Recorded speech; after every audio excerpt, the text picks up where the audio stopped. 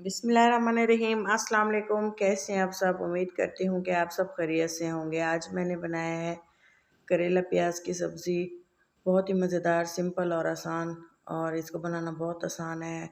इसके लिए मैंने लिए हैं तकरीबन 1 kg के बराबर करेला। और ये देखें, ये हम सबसे पहले मैं इसको जो है छील कर कट करने का तरीका बताऊंगी, और इसके बाद इसकी जो है कड़वाहट ख़त्म करने का तरीका बताएंगे, और इसको जो है कैसे पकाते हैं वो भी।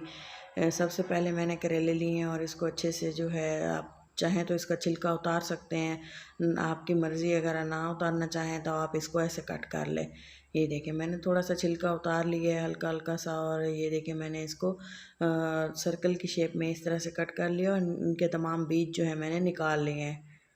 ये देखें, आप देख सकते हैं कि इसको मैंने किस तरह से कट किया है, और इस शेप में आप चाहें तो आप इसे लंबाई की जोलिन की शेप में भी कट कर सकते हैं, लंबाई की शेप में भी इसको कट कर सकते हैं। इस तरह से भी आप इसको कट कर सकते हैं जिस तरह से मैंने काटे हैं। और ये देखें, मैंने जो है तमाम करेले कट कर लिए हैं, और इसके बाद इसके जो बीज वगैरह हैं वो निकाल लिए हैं। ये देखें, इस तरह से तमाम जो हैं बीज निकालने के बाद मैंने इसे एक बॉल में ऐड किया है।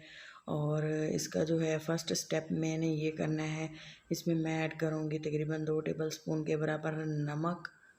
और नमक अच्छी तरह से इसको मल देंगे, मिक्स कर देंगे तमाम, ताकि तमाम पीसेस को बराबर लग जाए। ये देखें, इस तरह से।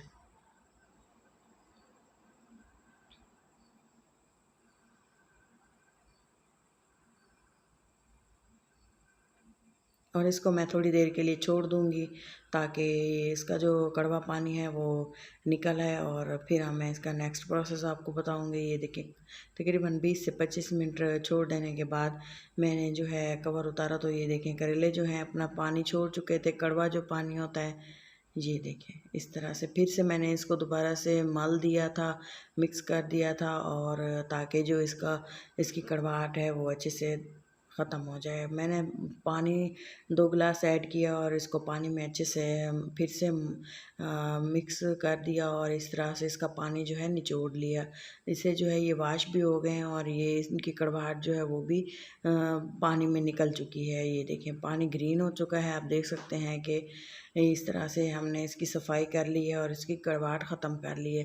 तमाम जो है मैंने इस तरह से निचोड़ के रख दिए हैं। ये सिर्फ निचोड़े नहीं हैं, इसका जो नेक्स्ट प्रोसेस है, इसका पानी अच्छी तरीके से हमने साफ़ करना होता है। अगर हम इसे अच्छी तरीके से साफ़ नहीं करेंगे तो ये फ्राई करते हुए सही नहीं बनेंगे। ये देखिए, कड़वाहट सही तरह से ख़त्म नहीं होगी। ये देखिए, मैंने एक कपड़ा लिया है, किचन टॉवल, जैसे हम रोटियों वाला रुमाल लिए है।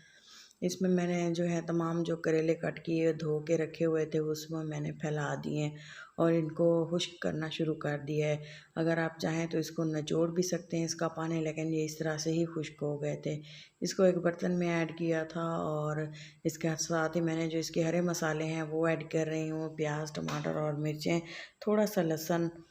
और इसके अलावा मैंने कढ़ाई में ऑयल शामिल किया। सबसे पहले जो है मैं करेलों को फ्राई कर लूँगी, ऑयल को अच्छे से गर्म होने देंगे, और इसमें मैं ऐड कर दूँगी हाफ़ करेले जो भी मैंने इसमें कट करके रखे हुए थे, क्योंकि मैंने ऑयल इतना ऐड किया है। इसमें हाफ़ करेले मैंने पहले फ्राई कर लिए थे, और जो बाकी के बचे हुए करेले थे वो मैंने इसके फ्राई होने के बाद मैंने दोबारा उसको फ्राई कर लिया था। ये देखें, अच्छे से गोल्डन कलर आने तक इसको लो टू मीडियम फ्लेम पे अच्छे से कुक करना है। हाई फ्लेम पे कुक नहीं करना है, इससे जो है इसकी कड़वाहट ख़त्म नहीं होगी। अगर हम इसको हल्की आंच पे इसको फ्राई करेंगे तो ये अच्छे भी फ्राई होंगे, कलरफुल, और इसकी कड़वाहट भी अच्छे से अच्छे से ख़त्म हो जाएगी।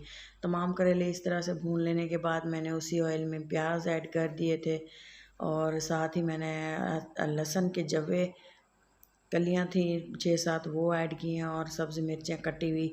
ये ज़्यादा कड़वी नहीं थी, नॉर्मल इसका टेस्ट था। ये मैंने काफ़ी सारी ऐड कर दी थी, 10 से 12 तकरीबन बारीक कट के करके। प्याज और मिर्चें अच्छे से भून चुकी हैं, लहसुन की अच्छी सी खुशबू आना शुरू हो गई थी, तब मैंने इसमें ऐड कर दिए थे टमाटर। ये देखें, टमाटर ऐड करने के बाद तकरीबन 3 से 4 मिनट के लिए मैंने इसको अच्छे से पका लिया था। और साथ ही मैंने इसमें कुछ ड्राई मसाले ऐड किए थे जो बहुत ही ज़रूरी होते हैं और आम से जो हम घर में इस्तेमाल करते हैं। नमक ऐड किए हैं, मिर्चें ऐड की हैं, सूखा धनिया ऐड किया है तकरीबन 1 टेबल स्पून। और इसके अलावा जो है मैंने इसमें ऐड की थोड़ी सी हल्दी और फिर से इनको अच्छे से पका लिया था। और जब तक कि टमाटरों के पानी में अच्छे से ये पक चुके थे, मैंने कोई इसमें दोबारा पानी ऐड नहीं किया क्योंकि ये ड्राई सब्ज़ी है। इसमें जो है मैंने थोड़ी सी दही ऐड कर दी थी अच्छे से फ्लेवर के लिए। ये देखें, दही को अच्छे से फेंट लेना चाहिए क्योंकि इसमें कोई भी लम्ब बाकी ना रहे, गुठली वगैरह कोई भी बाकी ना रहे, क्योंकि ये फिर पकती नहीं है अच्छे से। दही का पानी खुश्क होने के बाद मैंने ऐड कर दिए थे फ्राई किए हुए करेले। प्याज में जो प्याज का जो मैंने ग्रेवी बनाई हुई थी उसमें मैंने करेले ऐड कर दिए और फिर से इनको तकरीबन 2 से 3 मिनट के लिए मैंने इनको पकाया। और इसको पकाई करने के बाद मैंने थोड़ी सी इसको कवर लगा दिया था ताकि अच्छे से ये कुक हो जाए। तकरीबन 3 से 4 मिनट के लिए मैंने इसको कवर लगा के लो फ्लेम पे बिल्कुल ही हल्की आंच पे मैंने इसे छोड़ दिया था। और इसके बाद ये देखें, ये इस तरह से रेडी है।